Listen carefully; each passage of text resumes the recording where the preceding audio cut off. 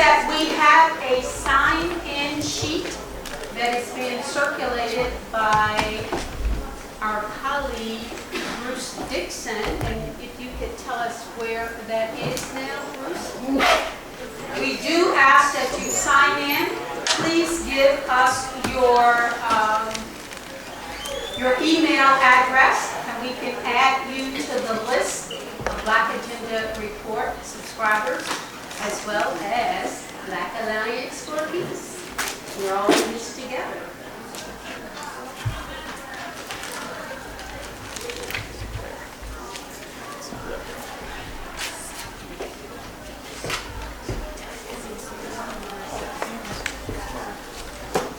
Because of the time, it's 2:06, we're going to get started here. And we welcome everyone to this Black Agenda Report panel on Russiagate. You've certainly heard enough of that in the news. Muzzling the Black Left and the March to War. We're going to present you with an in-depth analysis and commentary of the Russiagate hysteria orchestrated by the deep state to mask its war agenda in order to reset its global hegemony agenda that is being challenged in their minds, and I think in reality as well, by Russia and China. We have a number of speakers on the panel, and we ask that you suspend questions and comments until after the presentations of all of our panelists. I also want to remind the panelists that your time is 8 minutes because we have a number of speakers. We're going to start, well, first just let me say this. I'm going to introduce the panelists, all of them, and I'm going to introduce them in the order that they will speak. Our first panelist is going to be, not our panelist, but rather our court in residence, that is Raymond Nat Turner. He has, oh, he just left? Oh, I thought he was just stepping out, but anyway. All right, so whatever time he comes back in, that is when we will bring him on. So anyway, just let me continue with the order of speakers that we have here. First, we're going to have, would you just hit this and roll all of this stuff up and then you look at it and it's not there, okay? Our first speaker is going to be Paul Street, who is a columnist for Truth Dig, and he is a contributor to Black Agenda Report. He will be followed by Ajamu Baraka, who is the founder of Black Alliance for Peace, and followed by Margaret Kimberly. She's a senior columnist, is the senior columnist for Black Agenda Report under her powerful weekly column, Freedom Rider. And then after that, we're going to have our young, wonderful, talented Danny Haiphong. He is a columnist for Black Agenda Report, and he is author of the forthcoming new book, American Exceptionalism and American Innocence. Followed by Bruce Dixon, who is managing editor of BAR, and he is also a member of the state committee of the Green Party in Georgia. And then we're going to bring on Glen, who is the executive editor of Black Agenda Report, and this is my ad lib here. He is our Black genius of the 21st century, and we will say that he walks in the footsteps of W.E.B. Du Bois.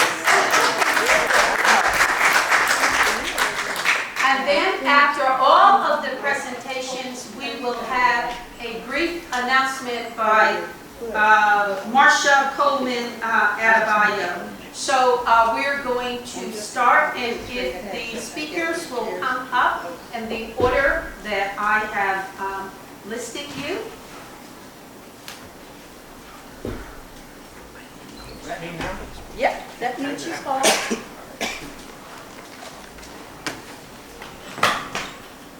Good afternoon. Good afternoon. I know it's just about everybody on our panel is old enough to remember the original Cold War, except for Danny.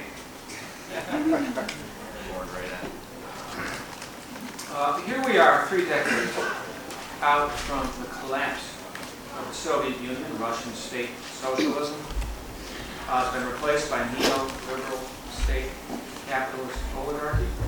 Russia took down the statues of Marsha and Lenin, reintegrated into the world of capitalist order.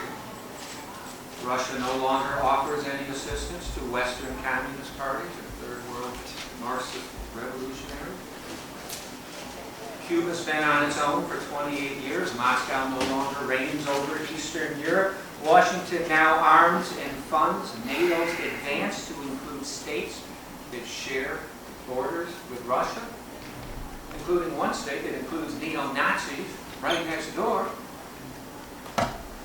in its state apparatus. Despite all this change, everyday Americans are supposed to hate and fear evil Russia once more, as during the original Cold War. The Russians are coming again. Title of a new book by historians John Marciano and Jeremy Kuzmarov, incidentally, just hot off the press from Russia Review. We are supposed to look for Russians under our beds, Russian hackers in our computers, Rasputin-like Russian mind controllers in our Facebook feeds and Twitter accounts. We are told that Russian interference is the cause of social and political division in the United States today. We are expected to see Donald Trump's victory over the lying neoliberal warmonger Hillary Clinton as a Russian covert action. Blame Russia halfway across the world, not domestic class inequality so extreme that the top tenth of the upper 1% possesses as much wealth as the bottom U.S. 90%. Blame Russia. Not racial disparity so savage that median black U.S. net worth is 7 cents on the median white U.S. dollar. Blame Russia. Not domestic poverty so widespread that half the population in the U.S. has less than $1,000 in savings. Blame Russia. Blame Moscow. Blame Putin. Blame the FSB. Not ubiquitous U.S. plutocracy. Not American oligarchy. Not U.S. police statism, not U.S. racist mass incarceration, not U.S. cops killing a young black person every 28 hours. Blame Russia, not a Pentagon budget that devours 57% of federal discretionary spending, even as millions of U.S. children lack adequate food, clothing, and shelter.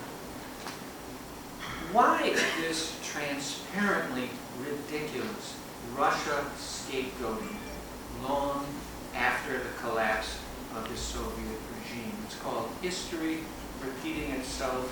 The first time as tragedy, the second time as farce.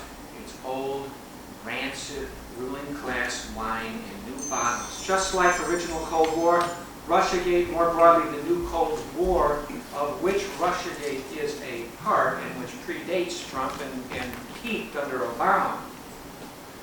Russiagate and the Cold War are ways for the American establishment to delegitimize, criminalize homeland dissent by painting protest as foreign-directed treason. It's a distraction, a diversion meant to cloak the ruling class's loss of legitimacy. Like the original Cold War, the new Cold War is meant to justify the American empire, replete with more than 1,000 bases spread across more than 100 nations. It's a way for the military-industrial complex to sell the multi-trillion-dollar Pentagon system in a failed state that does not adequately feed, clothe, shelter, school, or inspire its own damn children. Now, those kinds of perverted national priorities require the propagandistic creation of a new and terrifying enemy with allegedly global reach even into the homeland itself. For 2+ decades, Islamist terrorism was the substitute of choice for the lost Soviet menace, but the Islamist specter ran out of juice after the killing of Osama bin Laden and after the failed U.S. invasions of Iraq and Afghanistan, starting under Bush but taking off under Obama, the empire's new clothes. The U.S. foreign policy establishment and media resurrected Russia as global public enemy number one. Steve Bannon and perhaps Trump would have preferred China, and that may well come later, but right now the ruling class is stuck back and has the political discourse of this country stuck back on Russia again.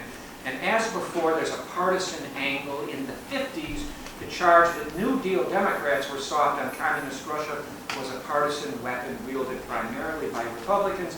This time, with the Democrats desperate to find a scapegoat for the shameful debacle of their corporatist neoliberal politics with a president who, for whatever, possibly partly venal reasons, ran on an actually sensible promise of détente with Russia. This time, it's the Democrats who find it most politically useful to wield the weapon of anti-Russian paranoia. A nation that spends more on military defense than social uplift, Dr. King said in 1967, skirts with spiritual death. The spiritual death has occurred. You can see it in the vapid eyes of the orange-tinted white nationalist Twitter clown Donald Trump. But you can behold it also, and perhaps most tellingly, in the words and positions of nominally progressive Democratic politicians and office holders of all races and ethnicities, including people like civil rights hero John Lewis, Maxine Waters, much of the Congressional Black Caucus, sad to say. Bernie Sanders has played ball with Russiagate, even though he knows better and knows that it's part of the fake narrative about what happened to him. They talk this Russia bullshit without the least hint that they are helping doom this country to deeper inequality, heightened racial oppression, expanded proto-fascistic police statism.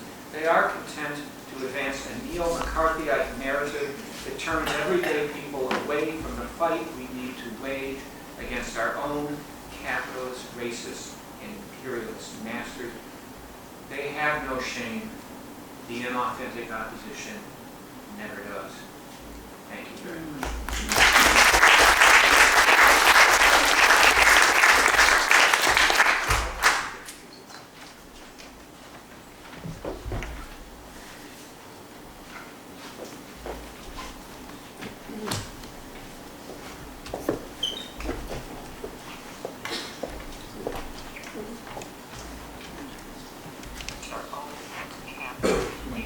Thank you, Paul. And thanks to all of you for coming out to this very important conversation. My name is Ajamu Baraka. I've been allowed to pretend to be a writer for Black Agenda Report. But I'm here today also as an activist attempting to also organize our people at this very critical moment. It's important for us to have this conversation, to talk about the various ways in which the state is collaborating against the people to limit their access to information and critical analysis, using this weapon of Russia to in fact do that. But what's important to point out as we look at this and try to understand what is unfolding is to see the difference between the kind of McCarthyite state repression in the 1950s and what we see today. In typical neoliberal form, what we have today is not the state taking the lead in attempting to limit analysis and information, but that process being basically farmed out to the private sector. We do see the collaboration between the state and the private sector. These massive tech firms communication firms that have now hooked us on their platforms where we get most of our information now. We tweet like Donald Trump. We attempt to do research using Google. And we exchange information and messages on Facebook, all privately owned. These methods, these platforms have been enticed into taking as a civic responsibility to make sure that the people are not polluted by unauthorized information. Using this notion of foreign intervention in the campaign, these companies have been suggested to that they should scrub their processes to make sure that the only information that the people have access to will be information that has been vetted by either the state or vetted by the Clinton News Network and the liberal establishment. And they've been quite successful. Many people have not raised one oppositional note to the outrageous notion that Facebook would engage in something they call counter speech. There's been very little opposition to the announcement by Google that they were going to alter their algorithms to make sure that those alternative news sources that have been identified by this group someplace that identified various left alternative outlets as being part of the Russian conspiracy, including Black Agenda Report. They were told that basically they were going to make sure that those kinds of outlets will not come up in the Google searches, that they will be in effect disappeared, if you will. We've been told that we got these messages from Twitter that was a responsible reminder that we were involved in getting information through our Twitter accounts from these Russian-connected and Russian-inspired sources. And no one said a word. It was absolutely acceptable for that kind of private sector-led censorship. It's reflective, my friends, of a very dangerous environment that we have today, in which the ability to engage in critical thought, to see with clear eyes the class and political interests of the state and the ruling class, and take clear and definitive oppositional positions, has been somewhat eroded in very dangerous ways.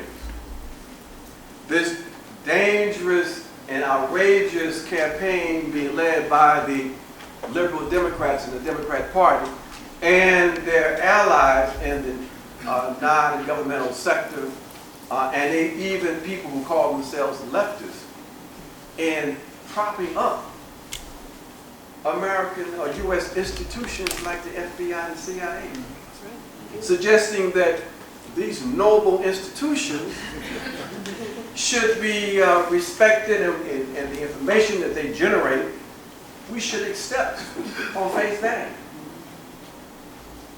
But for many of us who have a different experience with the FBI and the CIA and U.S. intelligence, this is not only outrageous, it is profoundly dangerous. We remember and we know, because we experienced it directly, the role of this FBI and CIA. We're not that old that we can't remember the kind of disruption and criminal activity that the FBI engaged in and still engages in related to the Black Liberation Movement.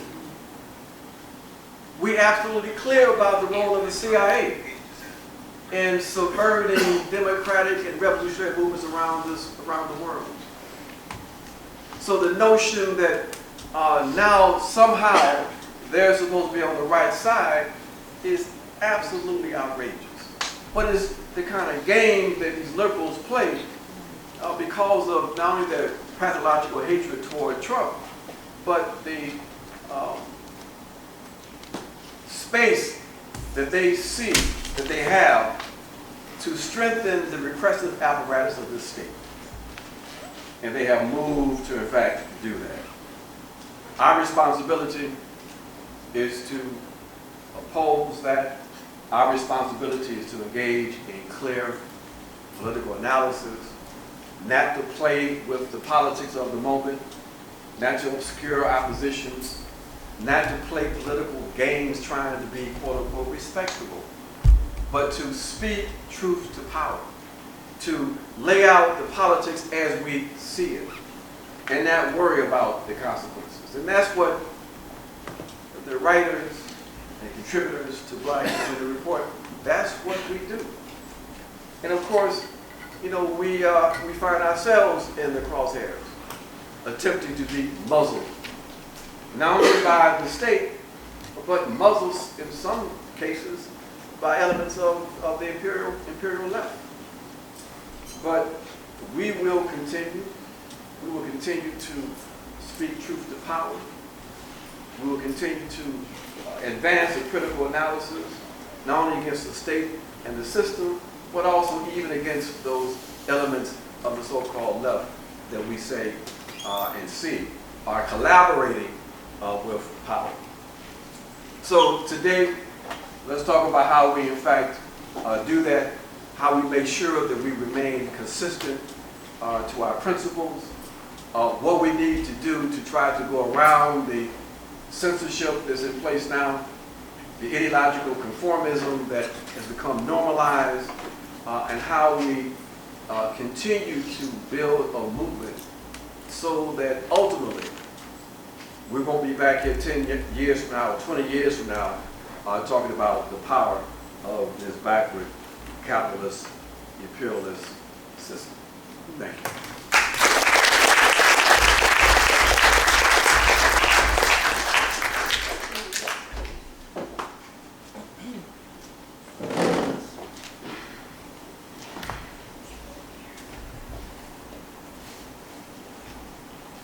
Good afternoon, everyone. You know, when you write every week, as I do for Black Agenda Report, or I have to prepare something for Left Forum, I try to plan ahead. But then sometimes things happen in the world that shift the focus, and something else gets my attention. And that's what happened this week. A few days ago, something happened that I couldn't ignore that is, in fact, connected with our subject. I began to see stories on social media about the assassination of a Russian journalist in Ukraine. And of course they said Putin killed everybody. Apparently any time a Russian dies, Putin did it. It's amazing the level of demonization that has been carried out against him. But anyway, so I'd never heard of this person, Arkady Babchenko. And we're told he was a Russian Kremlin critic, and he had to leave. And first he went to Israel, and he went to Ukraine, and he was shot to death in his house. And everybody from the U.S. Embassy in Ukraine, foreign leaders, newspapers, it's terrible. This man was murdered by Putin. And I didn't believe it. I said, Putin didn't kill this guy, come on. Well, I was more right than I knew. Putin didn't kill him because the man wasn't dead. A day after this story broke, this man shows up at a press conference in Ukraine with the story that he faked his murder because Putin was trying to kill him, but he knew who was trying to kill him, and he could get the would-be killers if he faked his death. The Ukrainian government was in on it, the Ukrainian security services were in on it, and I don't believe this version of events either. and anybody who passes this off as true, in case you didn't know already, you'll know is a scoundrel. And this is connected to Russiagate in this way. Ukraine is a big part of the Russiagate story. The Ukrainian government was overthrown, an elected government. And I find it interesting that people here talk about democracy, elections, until it's a government the U.S. wants to get rid of. Then Venezuela has sham elections. Then Ukraine was run by a corrupt oligarch, still run by an oligarch. Actually, the current president, Poroshenko, is a billionaire. But at any rate, overthrowing that government and installing an anti-Russian, right-wing, straight-up card-carrying, fascist neo-Nazi government was a project of the Obama administration and of other European governments. So this guy shows up in Ukraine with this tall tale that is immediately supported by the usual suspects. And we have to remember how this began, Ukraine being a project of the United States, a project especially of the Democrat, well, it was a bipartisan project. And the reason for all this demonization is that the United States can't have its way unless Russia stands down and doesn't pursue its own interests. And Russiagate kills several birds with one stone. It helped to direct animosity and public support against the Russian government. And after it also was used against Donald Trump when he was running, and Trump is an interesting case. He talked about rapprochement with Russia, which is a sensible thing. With Trump having said that, you never know what he really wants and what he's really going to do. Plus, when people run for president, they lie about what they're going to do. But they were afraid. The ruling elites were afraid that he really meant what he said about having a rapprochement with Russia, that he meant what he said about the trade deals that they all love. And they wanted to keep him from being president. And now it's coming out little by little. We know the press has been covering for Hillary Clinton and the Democratic Party the role they played in ratcheting up Russiagate even during the campaign. We now know that this Steele dossier, written by Christopher Steele, who was a former MI6 agent, was paid for by the Democratic National Committee. They took this dossier and demanded an FBI investigation and didn't mention that they were the ones who paid for the dossier. We know there are other people also connected with MI6, a man named Stephen Halper, who's formerly CIA. Talk about collusion, he goes back to the 1980 collusion, where the Reagan people spied on Carter to make sure he didn't release the hostages and get himself elected. So Halper goes back to that time. Halper's involved in spying on Trump. And I have to say, the words stick in my throat, but Trump is telling the truth. He was spied on. And they try to split hairs and say, well, he wasn't a spy, he was an informant. I don't know what that difference can possibly be. Obviously, there isn't one. So the Democrats are, Russiagate is their invention. They are being protected. New York Times and Washington Post and CNN and MSNBC have been covering for them. Covering for the fact that they were involved in this espionage against Trump during the election. Covering for the fact that they paid for this dossier. And they are up to their necks in this situation. And I think it is funny that having gone through all these hoops, they neglected to do the most basic thing and get out the vote and help Hillary Clinton win. That's the level of corruption that we see now amongst that group. So here we are with this hysteria, and Ajamu touched on the end result of this. And this is Democratic Party driven, that Google changed their algorithms so that Black Agenda Report and Black Alliance for Peace and other groups are disappeared. Facebook, it's a Democratic senator, Senator Warner, who went to Facebook 3 times in order to, I'm sure, threaten them into censoring. So now you cannot post a political ad on Facebook without giving them your ID.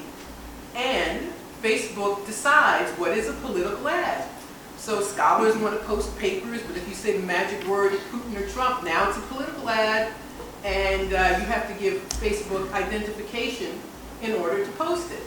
YouTube, have you noticed on YouTube, if you see a video from RT, there's this little disclaimer, RT is controlled by the Russian government or is paid for by the Russian government. But if it's a BBC video, they say, BBC receives public money. So these are all things that are happening because of the Democrats. I blame them for everything, but at any rate. So now we see this effort to cover up. They do have friends assisting them. Brennan, who was Obama's CIA director, he is implicated in getting Comey to investigate Trump.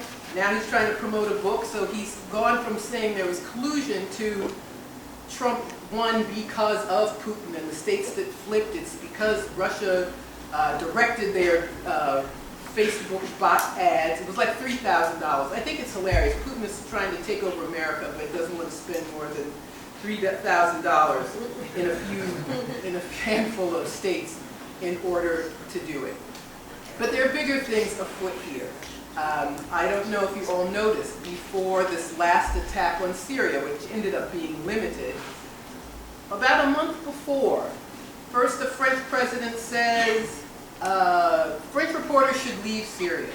We'll take part in an attack if there's a chemical weapons attack, and lo and behold, oh, there's a chemical weapons attack. Then the Russian spy who Putin let go and didn't care about anymore is poisoned, but we're told that Putin was trying to kill him anyway. They were trying to kill him, and I think they inconveniently survived. Now they try to hide the daughter and drag her out to do a propaganda film. And all of this is because of corruption here. Russiagate is an effort to push an imperialist agenda, to get public buy-in, to keep millions of Democrats who should be, if anybody should be marching through the streets with torches, it ought to be Democrats because of what their party has done to them.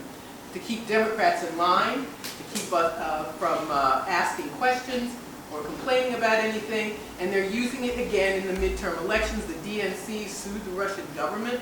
So instead of giving people what they want, which would get people out to vote for them and get them back into power, they are relying more and more on this manipulation. And they will fail more and more, which I don't think is a bad thing, but we have to talk about what comes afterwards. So anyway, I will sum up. I know we're all supposed to be brief, but let's all be clear that Russiagate is not some anomaly, it's not some accident. It was very deliberate, and the people behind it are up to some very sinister things that are damaging to all of us. Thank you very much.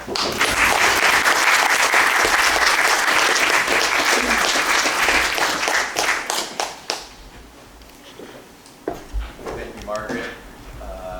I just want to thank everyone for coming, and to Black Agenda Report for giving me a political home. I'm Haiphong. I want to talk about American exceptionalism because the era of Trump has been just as frustrating as the era of Obama. And over the last 6 months, I've tried to channel some of this frustration into the co-writing of a book with Professor of Liberation Theology Roberto Cervantes titled American Exceptionalism and American Innocence, the Fake News of U.S. Empire. The book will have 21 chapters detailing just how important American exceptionalism and American innocence are to the promotion of empire, racism, and capitalist exploitation. Russiagate was a catalyst for the work and has its own chapter in the book.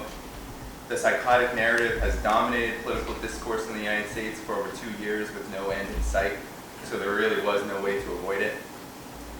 Russiagate is a manifestation of American exceptionalism. American exceptionalism posits that the American way of life is the most superior way of life. It is the white man's burden personified in the nation state. The ideology burdens Americans, here defined as white and preferably capitalist, with the duty to civilize those outside of their class and racial affiliation. The twin evils of white rule and capitalist plunder reign supreme and are expanded and protected by a third evil, militarism. American exceptionalism says that war redeems the uncivilized from the perils of ungovernability, that capitalist plunder leads the civilized to prosperity, and that white rules bestows humanity itself upon the non-white world. Russiagate has profoundly challenged the logic of American exceptionalism in a period of American decline. Unlike the First Cold War, Russia has been labeled a threat not for its socialist political economy, but because it has been accused of helping elect Donald Trump. The imaginary Russian threat to America is not terrorism or communism, but Russia as a state itself. Russiagate is predicated upon the notion that the Russian Federation possesses both the will and the power to shape politics in the United States. This assumes that the United States is neither invincible nor its political system exceptional. A contradiction, to say the least. Russiagate is another myth of American exceptionalism made for and by the American oligarchy. It follows a long history of the American oligarchy's need to create an enemy to vanquish as proof of its racial and economic superiority. Russian meddling in the 2016 elections has not been proven and will never be proven. The mental gymnastics that the ruling class has performed to prove their own lie are truly astounding to watch. We have heard everything from Russian President Vladimir Putin conspiring with WikiLeaks and Donald Trump against Hillary Clinton, to Trump benefiting from $100,000 worth in supposedly Russian-purchased social media ads to promote efforts of Black Lives Matter activists and white nationalists alike. It seems that with each passing day, examples of Russian meddling in U.S. politics only become more absurd and detached from reality. That is, unless one could conceive of $100,000 worth in social media ads superseding the most militarized and high-tech surveillance apparatus in human history, or the most corporately controlled, war-thirsty political system in human history, both wholly indigenous to the United States. Russiagate has buried all truth underneath the lie that the U.S. is under attack from Russia. Putin is under every bed and in every wireless router in America. Untold numbers of Russians are hacking into social media accounts and turning the alt-left into Russian trolls. That's what they call us. Russia has been conveniently positioned as the most dangerous and heinous nation in the world to instill fear and pro-American chauvinism in the minds of struggling workers and poor people. Who better to promote the lies of American exceptionalism than the spooks and the American intelligence services that have been at the vanguard of Russiagate since day one? All 17 intelligence agencies have lined up with Hillary Clinton and her big tent of Wall Street donors to spread the Russiagate lie, which dates back to 2016. Russiagate's intelligence objectives were always numerous. The first objective was to make Trump's campaign promise to ease relations with Russia a political impossibility, regardless of the orange billionaire's intentions. The second was to politically neuter the Sanders wing of the Democratic Party in the aftermath of the DNC's theft of the primary. And the third was to demonize radical and revolutionary forces capable of moving struggling workers and poor people, especially black people, in the United States away from the two-party system and toward efforts to imagine a political alternative.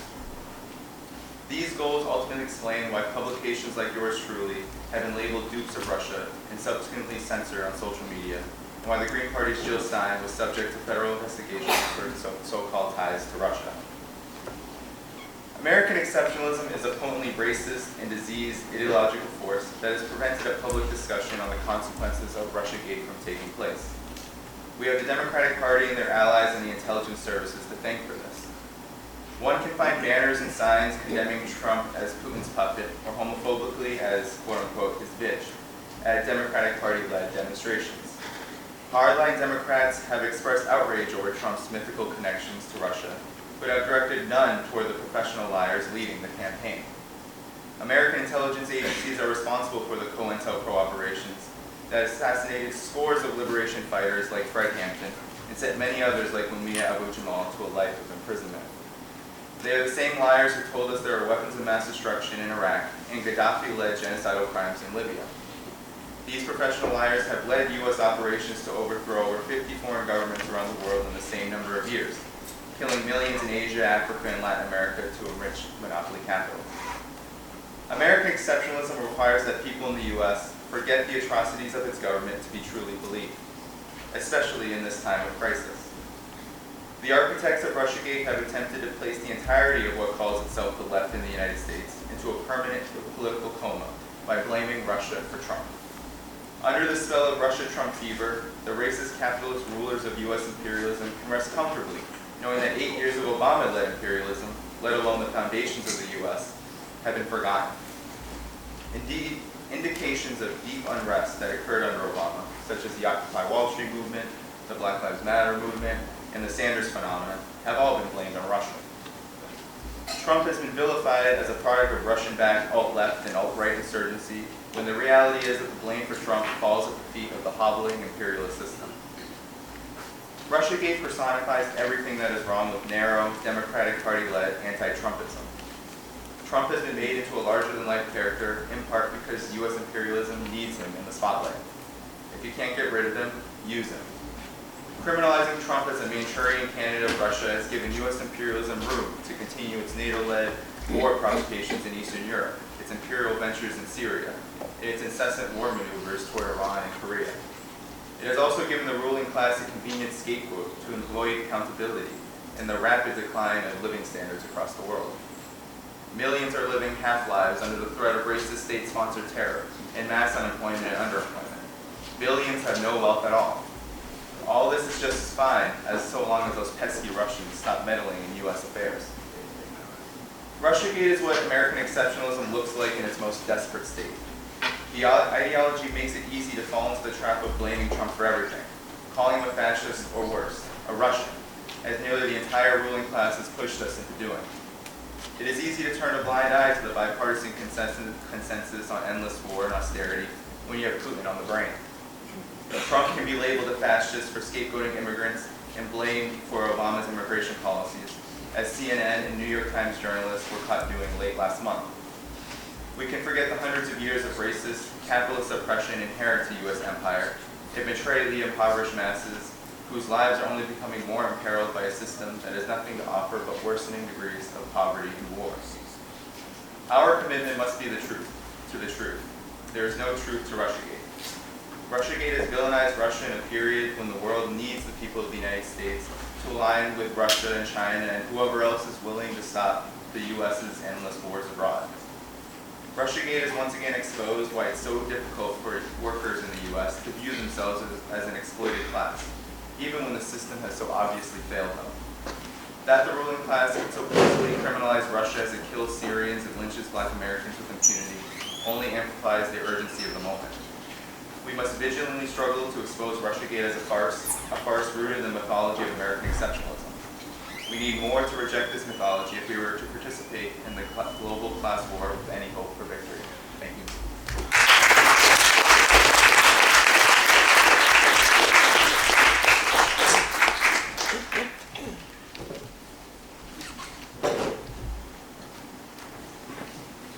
Hey, good afternoon. I'm Bruce Dixon. There's a sign-in sheet that's circulating somewhere. Anybody know where it is? Anybody know where it is? It's in the back of one of those left forum books. Oh, goodness. So, well, please find it. Please give us your name and, yeah, please find it. Please give us your name and email address. Thank you. Let's start the speed limit thing here. There you go. Russiagate does have a purpose. It does have a purpose. One of its purposes is to distinguish Republicans from Democrats. There's a lot of things. Their empire is a bipartisan project. Okay, Republicans and Democrats both agree that we should be sanctioning Venezuela and trying to starve its people into overthrowing their government. Republicans and Democrats agree that we should back the soft coup in Brazil, where you've got a president that's supported by about 3 or 4% of the country, and where they've raised the retirement age to 70 or 75 in a country where the life expectancy is in the late 50s. You know, so Republicans and Democrats agree that we should be supporting Israeli apartheid. You know, now, of course, black Democrats did walk out on Bibi Netanyahu when he addressed Congress, but they only did that because he insulted Obama, not because of Israeli apartheid. So the Democrats really have to have some way for you to tell them from Republicans. And so Russiagate fills that need. As for muzzling the black left, I don't really think that's happening. I think that they muzzle themselves. I think that they know what they're doing and they muzzle themselves. The only exception, the only nationally visible black Democrat I can think of who's ever publicly dissented from the Russians run to the bed thing is Nina Turner over at Our Revolution. And she only did it for a couple of weeks. You know, she'd get on TV and she'd talk about Russia, Russia, Russia, Russia, Russia, Russia. You know, why are we worried about that? You know, we need to be worried about domestic stuff. She didn't attack the substance of it. She just said that it was a waste of time. But then a week or two later, I guess she got the memo. She hasn't even said that since. You know, so the black political class doesn't need to be muzzled. They don't need to be muzzled. They know what they're doing. They're grown-ups, and they are proceeding to muzzle themselves. There's a fake left. No, I'm sorry. I shouldn't say fake because fake is an insult, right? Fake means that people are lying and they know they're lying. I should say that there's a real left and a less real left. And there's a bright line that runs through them. And that bright line is, in part, their embrace of this Russiagate stuff. That bright line is, in part, their embrace of empire. Okay? How many leading black Democrats do you see, you know, who've descended from the administration line, this administration or the previous administration line on Israel and Israeli apartheid? None. How many black Democrats have you seen that deviated from the line on, right now, there are what, 52 or 54 African nations. The United States right now is arming, providing logistical support and training the armies of every African army on the continent, every single one. The only African countries that don't get U.S. military aid are Somalia, because they've got U.S. troops off and on, and because they don't have a national government, and Libya, because it doesn't have a national government, and Zimbabwe, because they turned it away, and Eritrea. So there's only 4 nations on the African continent that aren't getting U.S. military aid. So this is what we've got here. But how many black politicians have you heard talk about that? How many, for that matter, how many Black Lives Matter leaders and activists have you heard discuss this? None. None. So who's muzzling who? You know, the black left, at least the part of the black left that affiliates itself with the Democratic Party, these are not kids. These are grown-ups. And grown-ups know their jobs. They know what they have to do to qualify for their jobs. They know what they have to do to keep their jobs and their status and their careers. And opposition to empire is just off the table. It doesn't happen. So this is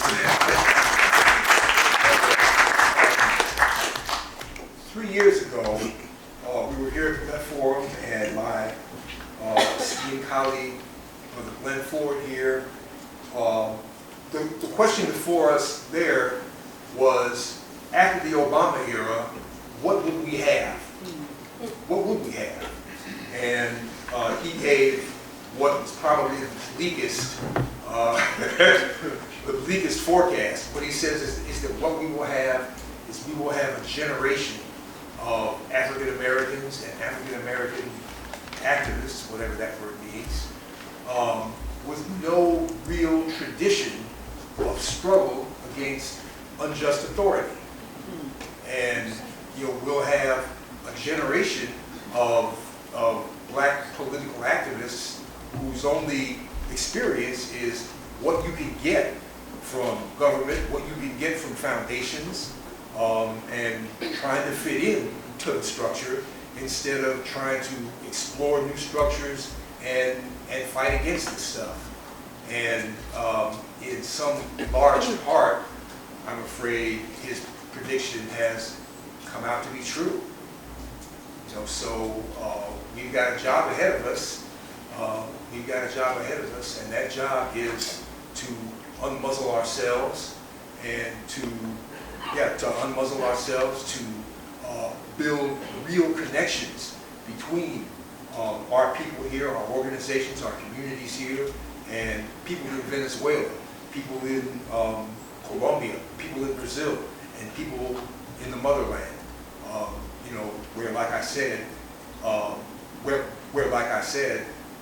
there's no differentiation between the policies of Republicans and the policies of Democrats. And Russiagate is just the first step. So it's not going to go away. The World Socialist website ran three articles back in March, where they pointed out that there were over 40 Democratic candidates for Congress who were openly touting their experience in military intelligence, State Department intelligence, and Homeland Security. 40 of them, okay? So this is where the Democrats intend to take us. It's Russiagate tomorrow. It's Russiagate today. Tomorrow it's going to be those sneaky Venezuelans, okay? Or those intransigent Cubans, or God knows. So let's get ready for it. And let's build some people-to-people exchanges and visits, and that's all we can do. Thank you.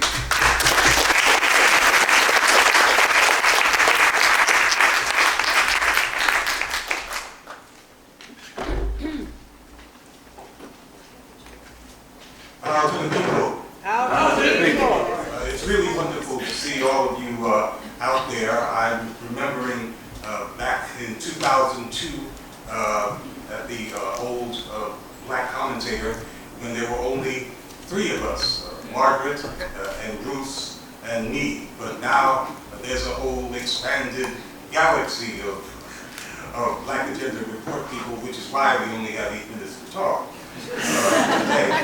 And we're supposed to be addressing, and I'm talking about the Left Forum as a whole, their theme, new strategies. We're supposed to be formulating new strategies for the left. And I think that's very interesting because I've never been aware of any old strategies of the left that we were all formulating. In fact, it's quite difficult to identify just who the left is in the United States. Euphemistic terms like progressive don't help us very much, especially when someone like Hillary Clinton, who is the actual standard bearer for the ruling class in the United States, when she is described as a proud progressive. So they have made often the term progressive useless for us.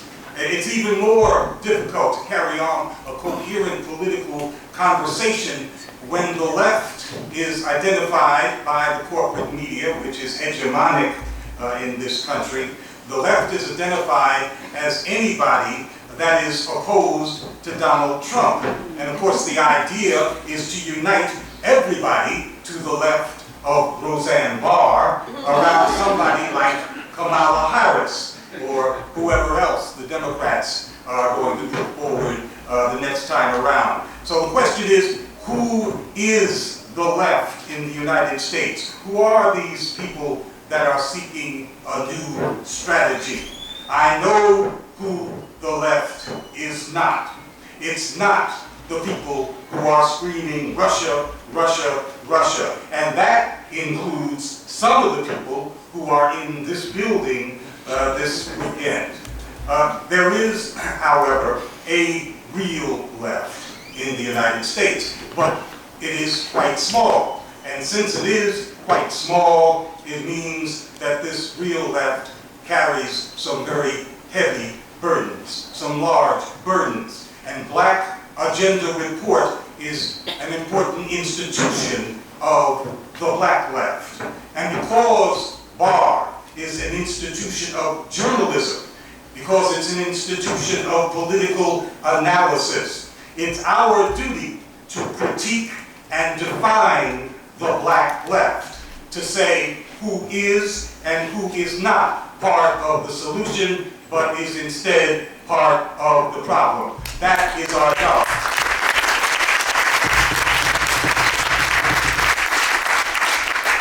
That's our function, that's our responsibility, and we try to do that every week. We take that responsibility very seriously, and that is what makes other folks who call themselves leftists, and I'm talking about black folks and white folks, that makes other people very nervous. They don't want criticism and self-criticism. They don't want intensive argumentation. And intensive argumentation and criticism is, in fact, the real sound of a movement. And if you don't hear it, then you're not hearing a movement. There's no movement out there.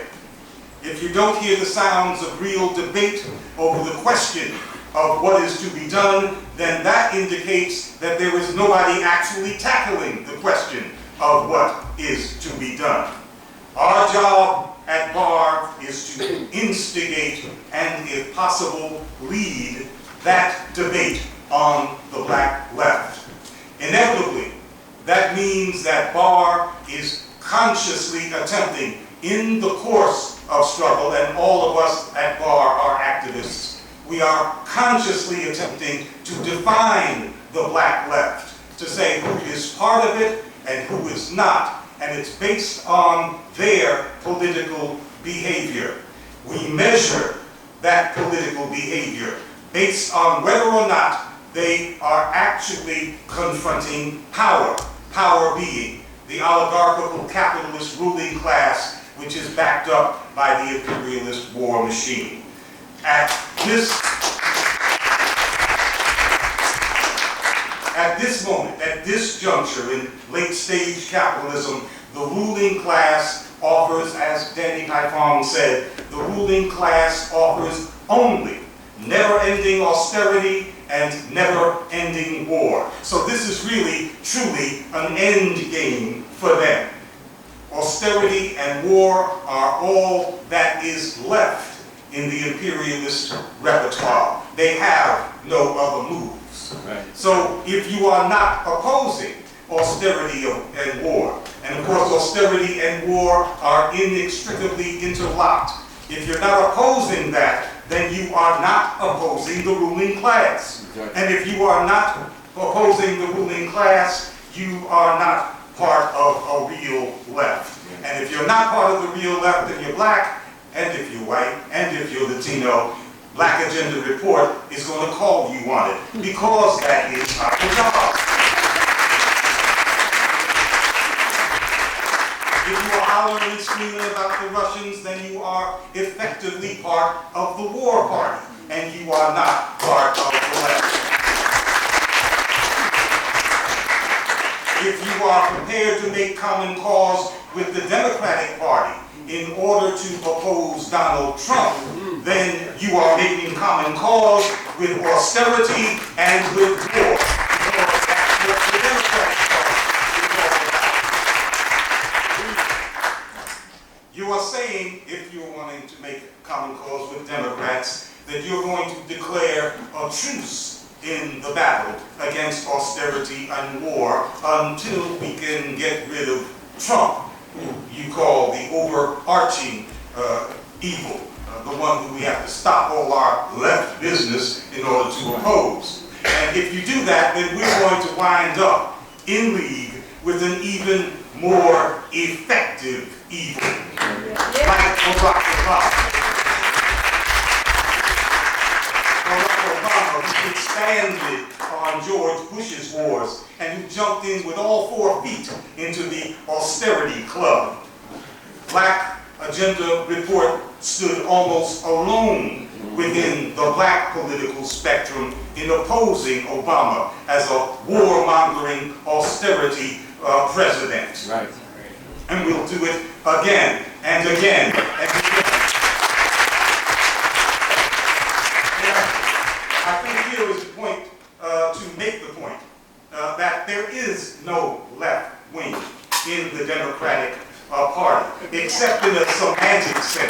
there was a left wing among the Nazis. Everything was a right. But there's no real left wing. There's no need to use that kind of terminology. And we explored that in the current issue of Black Agenda Report. We looked at the vote on the $717 billion war authorization for fiscal 2019. And only 59 Democrats voted against it. That's 30% of the Democratic caucus. And only 13 members of the Congressional Black Caucus voted against it. And that identically is 30% of the Congressional Black Caucus. Now, do you call those 13 Black Democrats who voted against that war authorization the progressive or left wing of the Congressional Black Caucus? Well, we looked at two other bright line votes, which give indications of their progressivity, if that's a word.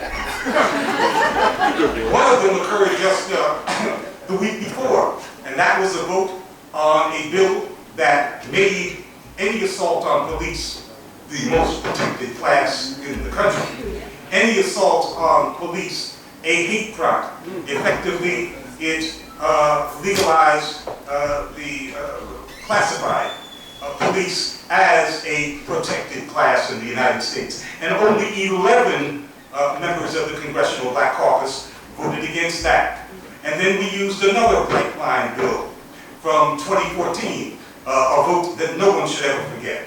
And that was 2 months before Mike Brown was shot down in Ferguson. But in June of 2014, a bill came up that would have halted the infamous Pentagon 1033 program, which funnels military weapons and gear to local police departments. A program, by the way, that Barack Obama increased 7-fold over any of his predecessors. Right. Anyway, the whole Congress had an opportunity to act on 1033, but when it came up for a vote, only 8 members of the Congressional Black Caucus voted to get rid of this 1033 program. That's 80% of the Congressional Black Caucus voted for continued militarization of the police. So when we looked at the list of congresspersons who voted to make police a protected class and to continue the militarization of local police, and knocked off of the tentative progressive list any of those congresspersons who had voted against the war budget but voted for these bills, we were left with 3 members. Just 3. Barbara Lee, Bonnie Coleman Watson, a congresswoman from New Jersey who didn't have the opportunity to vote for or against militarization of local police, and Maxine Waters. But all 3 of them say Russia, Russia, Russia, Russia, Russia, all the goddamn time. So where is this left wing, this progressive Congressional Black Caucus? It does not exist. There's no common cause to be made. We're going to continue to oppose the Democrats and those who want to make alliances with the Democrats, because in Black America, the Democrats are the party of austerity and war, because the Republicans have no presence in Black America. The entire field of political struggle is the Democrats versus the left in the Black community.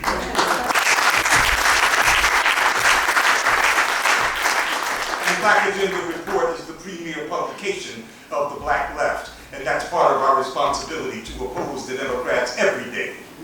We have never wavered, and we're not going to change now because, or just because, there is some kind of orange cracker in the White House. We're going to oppose austerity and war, and we're going to increase our capacity to oppose austerity and war. And that is our institutional duty. And we are encouraged, we are pleased as hell that the Black anti-war forces now have an institutional vehicle, that is the Black Alliance for Peace.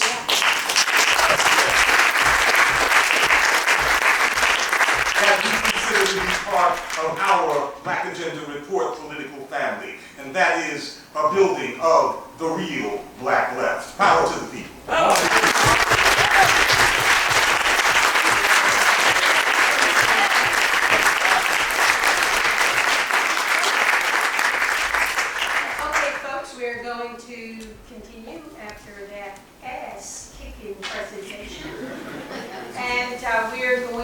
bring up our poet, Raymond Knack Turner.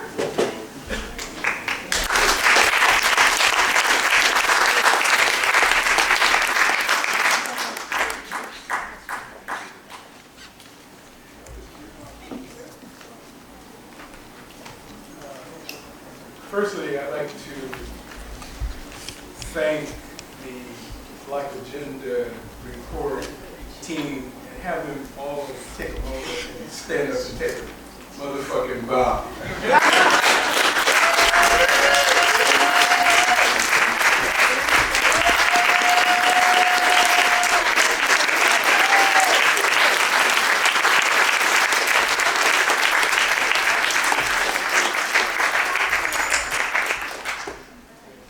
Excuse my Francais.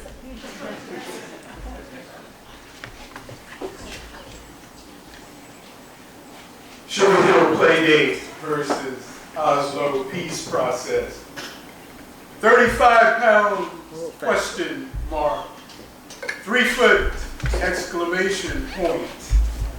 Doesn't cringe at loud sounds or pee his bed behind nightmares.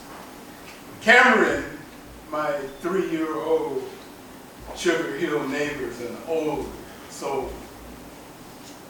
I'm honored that he refers to me as my friend Raymond. Cameron's mom is a surgeon studying for her boards. His granny's a history professor writing another book. So I'm awarded a Cameron Playdate. Cameron has every truck ever made and knows precisely each truck's function. He teaches truck 101 to anyone in earshot. He warns work will not begin before his bright yellow hard hats jam over jet black curls. He buckles his tool belt low and tight. He studied styles and moves of the working class, has them down pat. Cameron creates tasks for each truck, then schools me on how the crane on one truck works. He doesn't trust me with the trucks. Blessed, he believes mommy and granny will protect him from scary things, feed and hydrate him after he plays hard, read and sing sleepy time lullabies, enforcing peaceful naps as the Sandman invades. So, I spare Cameron fractured fairy tales of ambulances twisted into burning, bloody metal hulks, pieces of cloth shoes, drivers, and assistants. I spare him fractured fairy tales from Oz, natives driving zigzag round a Frankenstein scar, dissecting their homeland, where his trucks would have different license plates and stop at checkpoints manned by teenage thugs eager to cast lead.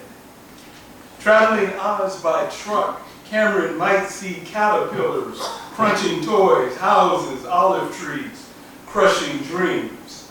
He might see fools flying featherless birds, shitting shrapnel and white fire. He might hear overloaded donkey carts squealing, moaning like mothers of itty-bitty bloody bodies piled on them. Bodies later stuffed in ice cream freezers to slow their rotting. Bodies so shredded even Cameron's surgeon mommy couldn't put their tiny arms, legs, and heads back together again. I spare my friend fractured fairy tales, crushing trucks like his.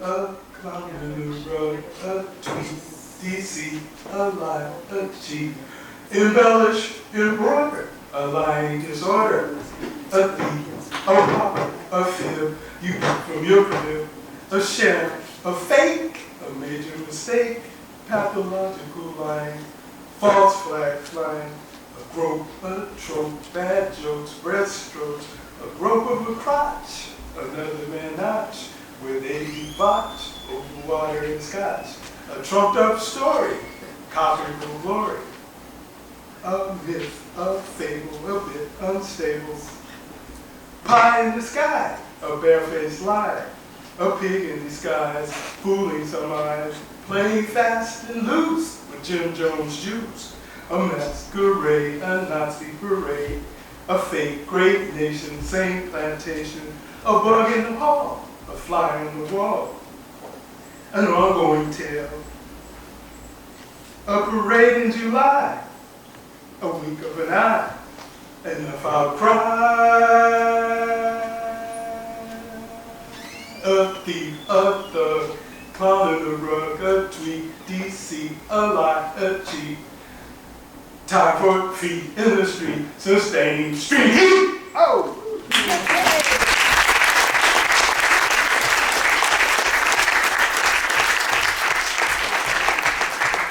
That was Bar's poet in residence, Raymond Turner. Another round of applause for him.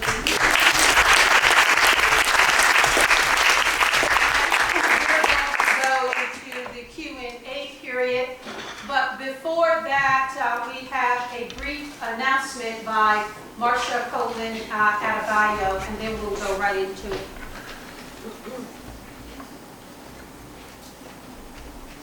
Amanda. I'd like to take this opportunity to encourage everyone here to please share Black Agenda Report throughout your networks.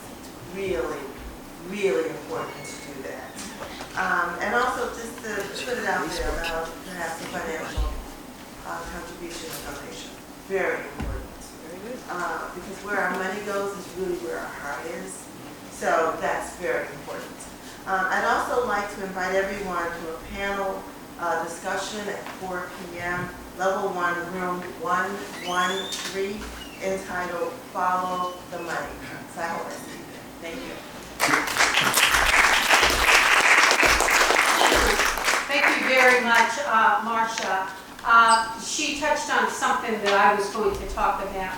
It's we are very, very happy that you're here and that the room is full. But to sustain the work of Black Agenda Report, we do need your donations. We do need your financial support, which in part is why we have this sign-in sheet with your email address, and hopefully you will be added, not hopefully, but rather you will be added to the list, so you will receive some information from Bar asking you to subscribe, and I hope that all of you will. And if we have been singled out as the Russiagate propagandists, and we all know that that's a lie, then you realize the importance our work is and the fact that the deep state itself has taken notice. Now, this is our Q&A period. We're going to take 3 questions. We ask that you limit your comments, and I know that some of you are eager to tell us what you think, but we do ask that you are brief. We're going to take 3 comments at a time, and then we will allow the panelists to answer those questions either individually or per person. Okay, let's see the hands, and I'm going to try to go back and forth. Help me because, okay, we have a hand in the back. That's the gentleman in the far back. And then we had someone here. I just wanted to ask you to remind people to share the Facebook Live. Oh. It's on the Black Alliance Peace page. Okay. We are live streaming here. Here is the link on the board, correct? Share it. Yeah, share And that. you can share that. Please. Please do so. Please. Okay, so we have a gentleman in the back, and was there someone up here on this side? And then I'm going to move to this side. No? And then there was, is there anyone on this side? Yes, they're here. Oh, okay. So you're number 2, and then number 3, is that you, Gil? Okay, so we have one in the back, someone on this side, and Gil will be the 3rd person. All right, go ahead. Oh, I just wanted any of the panelists to address the question of how they understand the Sanders phenomenon, how that links to black politics, and the weaknesses of that campaign in terms of really building support for the black working class. Because it seems that, when a lot of people are talking about black left, and the Democratic Party, I was very curious to hear how people might reflect on that. Okay, did everyone get that? No. Okay. But we're gonna take all 3. We're going to take all 3, but I'm asking if all of the panelists got the first question that was asked. Yes. That was the question.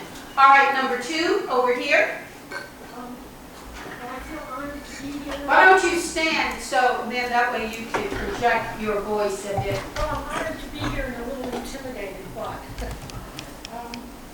it strikes me that I'm all in favor of the Russiagate thing. I'm in my 80s, and I grew up in Washington, D.C. during the McCarthy period and segregation, and so I've been through it all now. And I wholeheartedly agree with your analysis of Russiagate, but for God's sake, I can't understand the analysis that lets Trump off easy. He's a terrible menace, awful menace for war. And the people he's surrounding him are gearing up for war. And I think that's something that we have to be aware of. One of the things I read recently was Ellsberg's book on Doomsday, and when he was in the White House and they were planning nuclear war under George Bush, they were planning to murder millions and millions and millions of people, and they knew it. They knew it. And the Trump people are now pushing for $20 trillion upgrade in nuclear weapons, using smaller nuclear weapons because they think they can get by with using smaller. Okay, we're going to have to wrap up here. Is there a question there? I just hope that people as sophisticated as people in this room will work for getting rid of nuclear weapons. Oh, okay, and I think your comment was that you felt that even though you agreed with Russiagate, you somehow or another felt that Trump was getting off. Right. Okay, Gil? Yeah, I just wanted to ask the panel to comment on the importance of keeping our political prisoners at the forefront of our movement if we expect the next generation of black revolutionary leaders to step up. Okay, so let's start with the panelists in the order in which you spoke. Paul? Okay.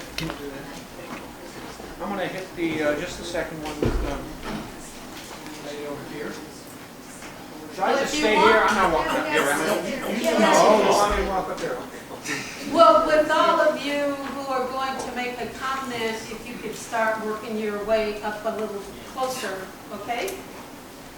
Nellie, the PAI microphone is there. Okay. So hit that second one on Trump. I don't see a Black Agenda report any letting Donald Trump off the hook any more than I saw already. George W. Bush off the hook. That's not going on.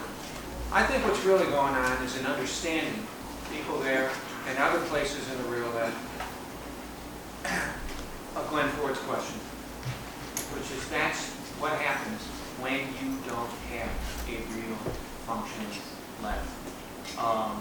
It's a European problem too, as well as it is a problem in the United States of America. People are getting shafted in this country. Did anyone here today say that the top 1% has as much wealth as the bottom 90%? That the median, yeah, I talked about it.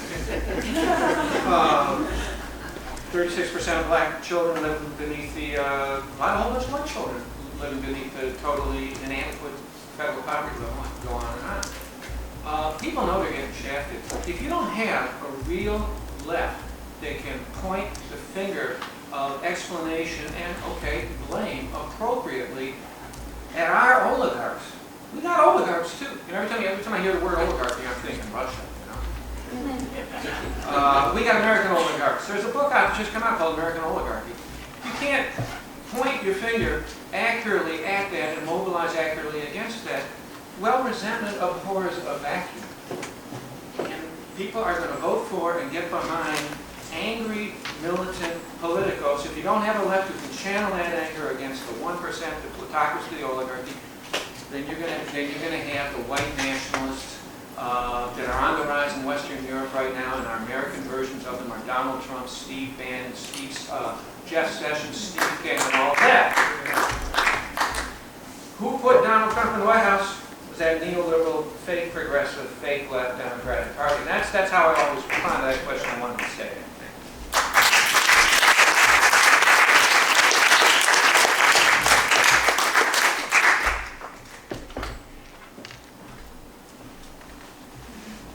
So I wanted to talk a little bit about the Sanders question and a little bit about the Trump question, maybe all three. I think there have been reports that have come out in the last year or so that have showed that there has been a lot more support for some of the Sanderistas, more progressive domestic policies in the black community. And what made it hard for the general population to realize that was this whole notion that, you know, white guys, Bernie bros, and all of this was really behind the Sanders phenomenon. That's what the Clintons said, and that's what the Clinton Democrats a lot of people believe. But at the same time, there are still real limitations to the Sanders movement in regards to imperialism and addressing some of the more specific issues that black people in this country face. So those are all legitimate things, and I think we as a left, a radical left, have to be clear about both sides of that contradiction and ensure that we're really taking out an independent position from Sanders, who's now seemingly been taken over much more so by the fake Russiagate corporate Democrat propagandists. So in relation to the Trump question, I think that Black Agenda Reform, how I see my work at Black Agenda Reform, how I see my fellow colleagues' work is that we're all about being clear about what this particular moment calls for, and we're always trying to assess what positions we are staking out in order to raise the level of consciousness of those who call themselves organizers, activists, or the left in general. And I think most of, and if not all of us in this room, I hope, have seen that what this moment, this Trump moment has really produced is profound confusion, and that confusion really falls at the feet of the corporate Democratic Party and the entire imperialist ruling class that has become so damaged and so tattered that someone like Trump could be president. Sure, Trump is a reactionary, he's a racist, a billionaire. All of that is true, but if we see him as the only problem that is going on right now, we are in real big trouble, because the United States is on the path to nuclear war. It is on the path to World War III. It is at the same time creating all of these all this suffering that is not being led by Trump. Trump is in there because of the entire ruling class. And political prisoners, yes, we really do need to step up our promotion of political prisoners and our efforts to free them, because ultimately their politics are the liberation politics that we need in this moment right now.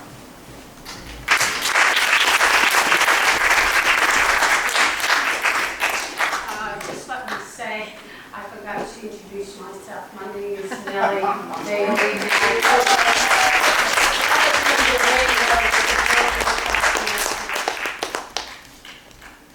Thank you, Nellie Berry. Sanders.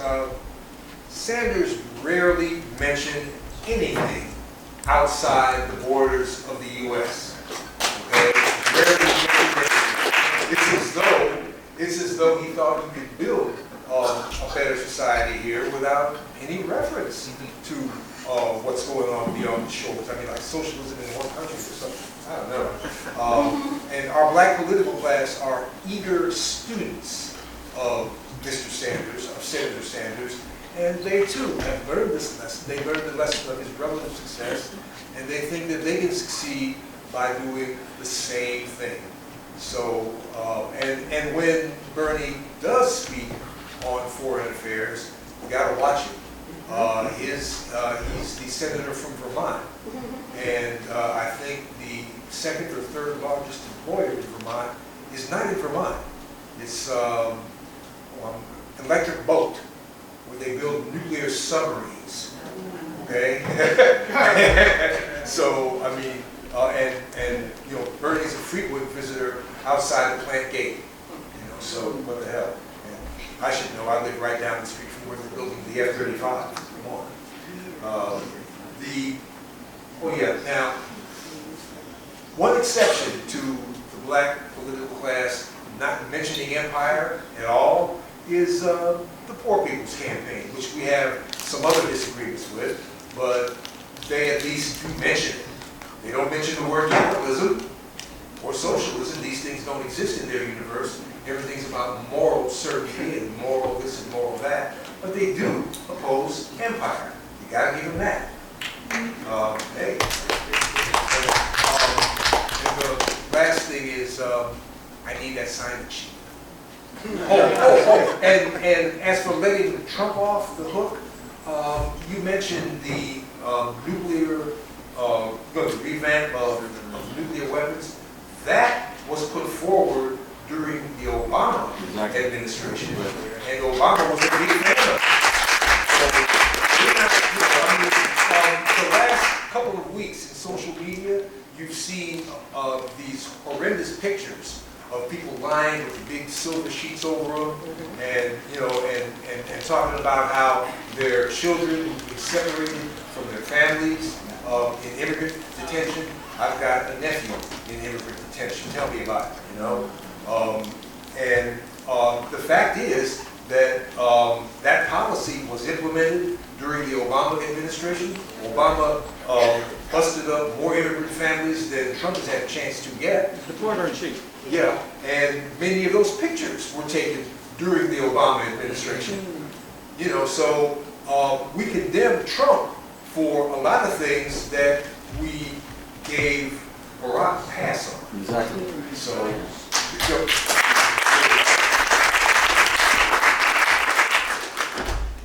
the sign-in sheet, where is it? I want to address that question. We think it's okay.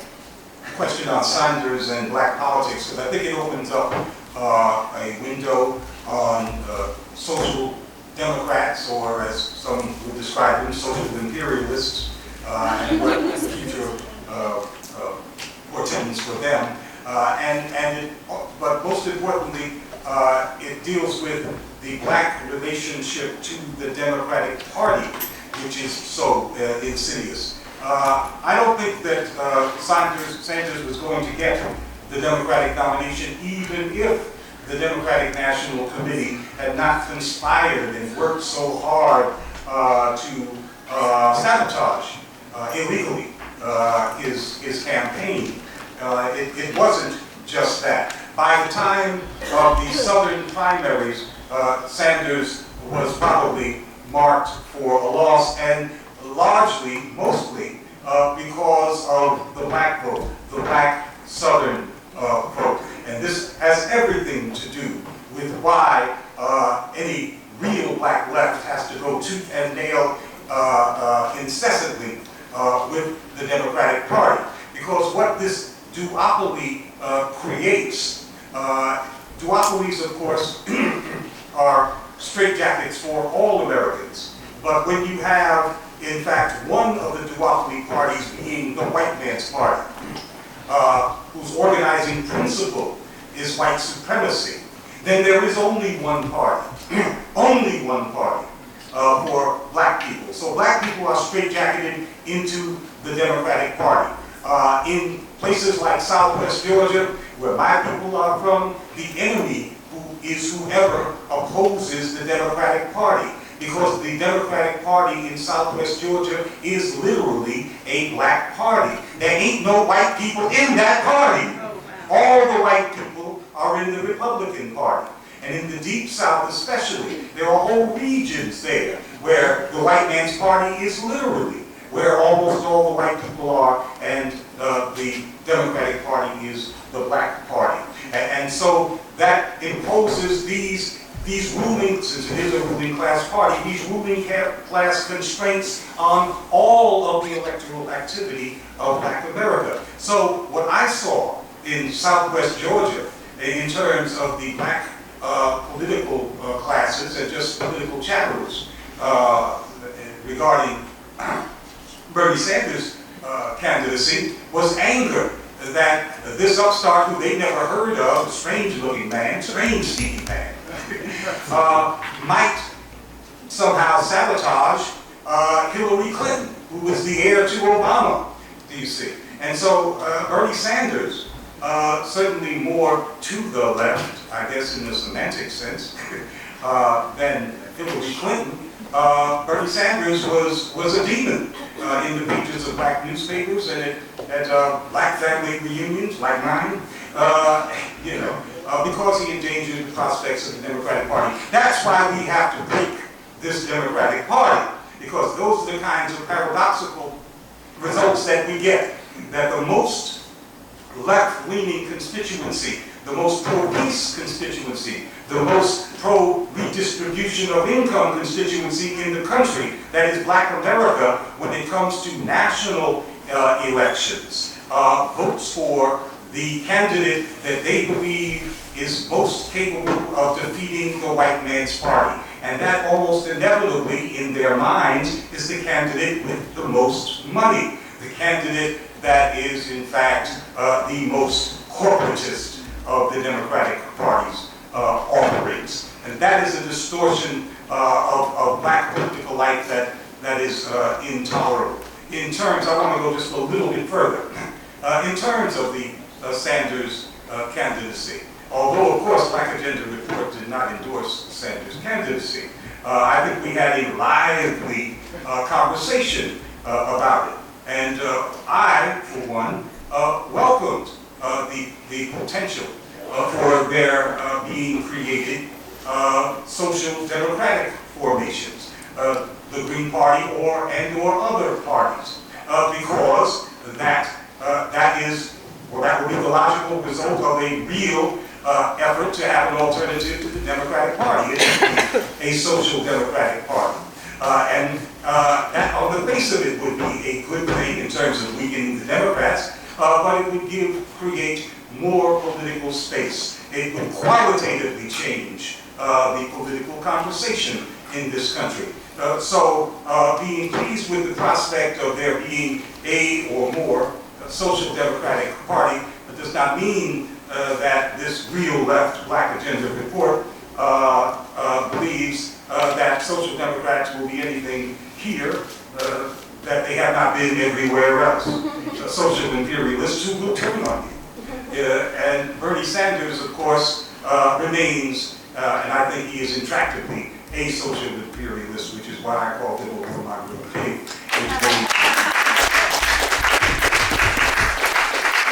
which disturbs the sensibilities and lots of people who are in this room, this building this weekend.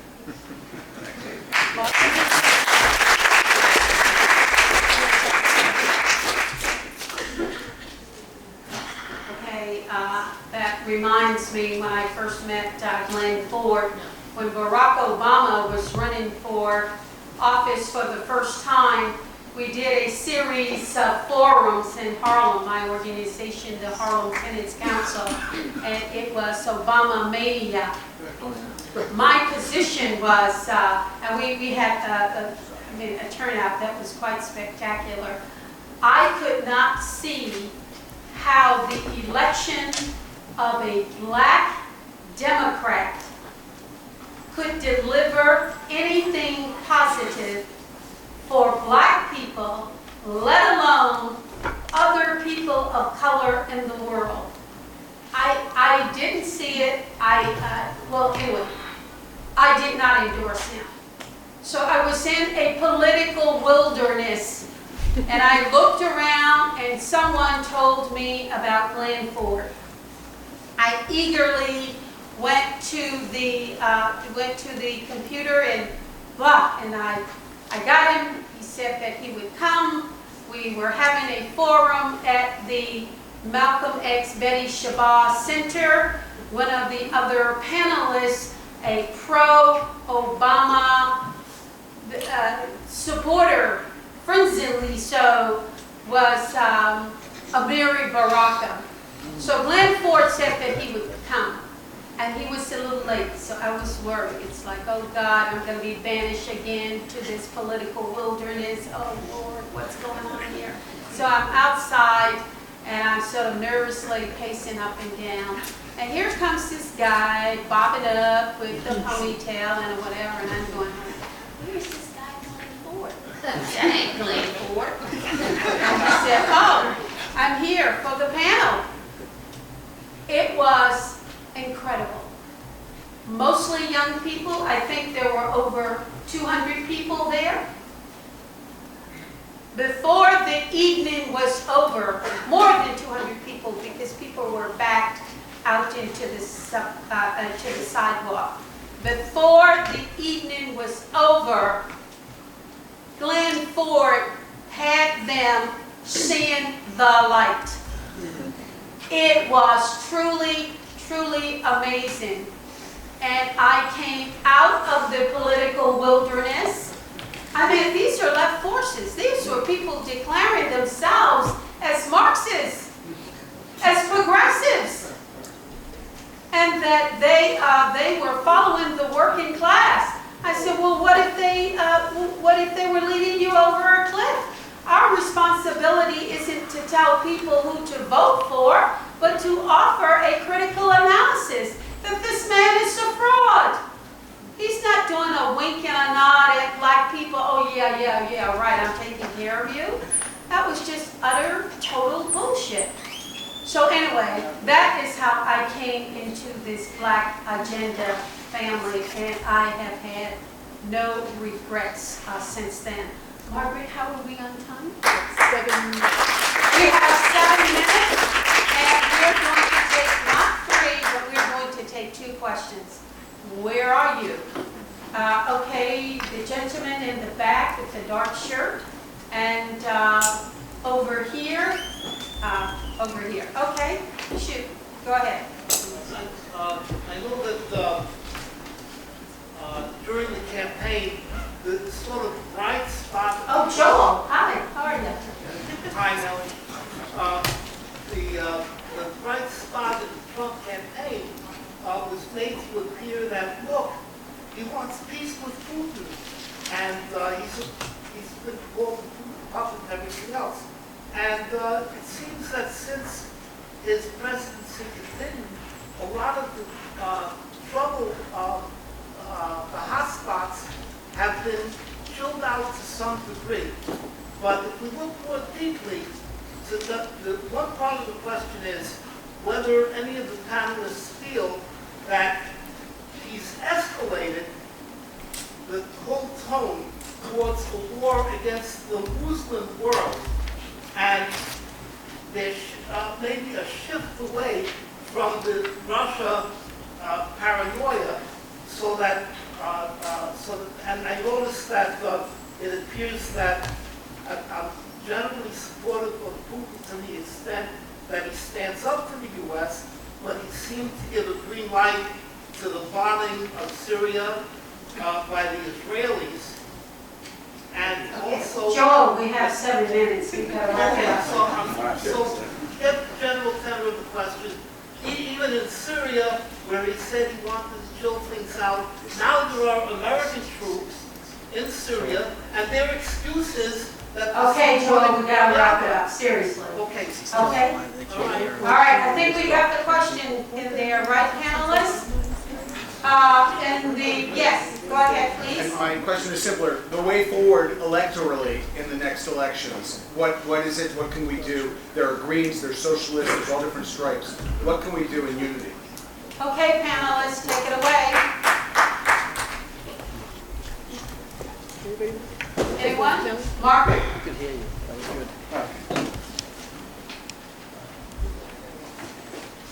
On the foreign policy question, it's so hard to know what these presidential candidates really need. It's interesting, they know most people don't want war, so they all run for office saying, Bush said no regime change. Obama actually was honest. He said, I'm only against dumb wars, which that meant sending U.S. troops anywhere. Trump, it's hard to know what he meant about having a rapprochement with Russia or getting out of Syria. He's even said that as late as a couple of months ago. But Trump has his own interests. He sees U.S. interests as being tied to Israel and Saudi Arabia. Those are his friends. As far as Russia, it's hard to know what he might have done absent Mueller's investigation. Now he's in this position where if he wanted to change the relationship with Russia, he can't. He's facing impeachment, although I predict that his impeachment won't be because of Russia, it's because of some criminality on his part.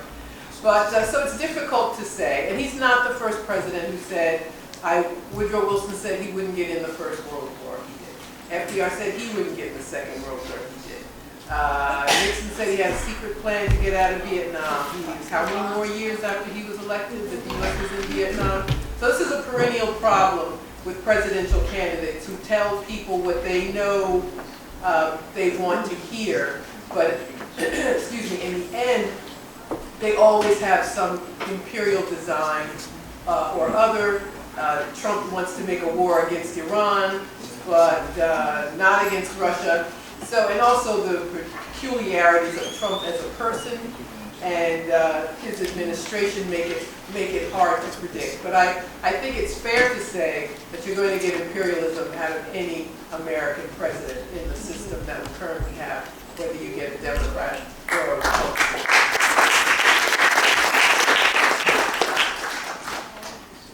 I think that last point is really the point that we have to always keep in mind as we look at and attempt to try to make sense of U.S. policy. That we move away from this simplistic, childlike concern with personality. That we keep the analysis looking at interests, objective material realities, and move away from the politics of personality. I think Trump, is who he is as a person. I think that the interests of the Trump administration has been quite consistent with the interests of the U.S. empire. Keep in mind that basically there's been a bipartisan commitment to full spectrum dominance, and Trump has not deviated from that at all. And we keep that in mind as we look at politics going forward. The way forward. Basically, we've got to move away from this short-termism. Understanding that we have the task of having to try to build a real radical left, a real radical movement in this country, and that's going to take time. That while we look at 2018 and 2020, we understand that the real challenges are going to be 2024, 2028, and beyond. Understanding that we are involved in a protracted struggle for building real popular independent power. So the way forward, make this issue of anti-war, anti-imperialism an issue to be debated in the 2018 and 2020 elections. Continue to build our forces and to remind ourselves of our principal responsibility as residents and citizens of empire, and that is to put a break on U.S. imperialism. You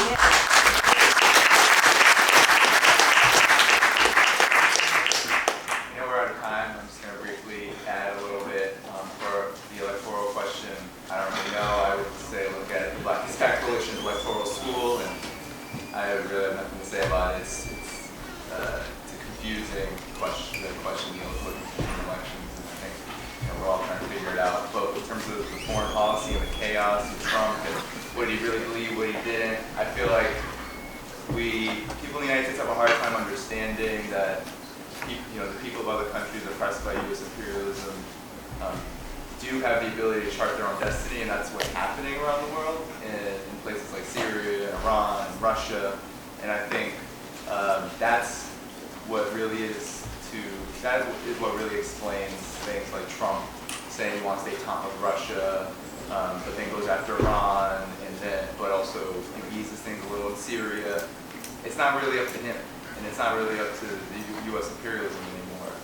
We're seeing a protracted struggle that's leading in favor of people around the world, and people in the United States are just really far behind, and we need to change that and start supporting efforts for self-determination around the world.